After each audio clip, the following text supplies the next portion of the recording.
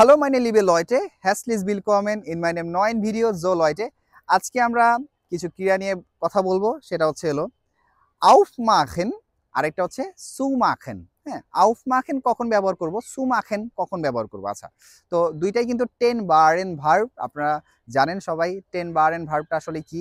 তো আপনারা যদি না জেনে থাকেন তাহলে অবশ্যই কমেন্টে জানাবেন, তাহলে আপনাদের জন্য এটা ভিডিও মেক করব টেন বারেন ভার্ব নিয়ে। আচ্ছা, তো aufmachen এবং zumachen এর মধ্যে পার্থক্যটা কি? আচ্ছা, aufmachenটা তখনই ব্যবহার করবেন যখন কোনো জানালা বা ফ্রিজের দরজা, মানে যে কোনো জানালা দরজার ক্ষেত্রে আপনি aufmachenটা ব্যবহার করবেন খোলার ক্ষেত্রে।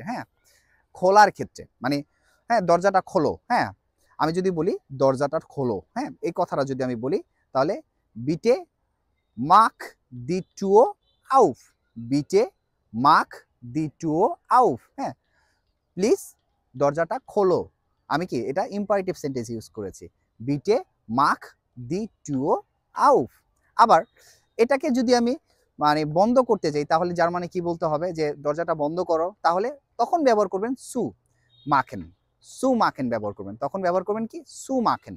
তো ব্যাপারটা আশা করি বুঝতে পারছি যে আউফ মাখেনটা ব্যবহার করব দরজা জানালার ক্ষেত্রে, মানে খোলার ক্ষেত্রে, কোনো কিছু খোলার ক্ষেত্রে।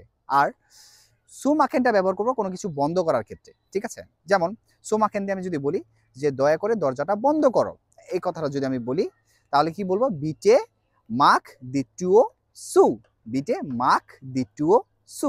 আশা করি ব্যাপারটা বুঝতে পারছি আমরা, আউফ মাখেন এবং সুমাখেনের মধ্যে পার্থক্যটা আমরা বুঝতে পেরেছি। তো আজকের মতো এই পর্যন্তই। আল্লাহ হাফেজ, আসসালামু আলাইকুম।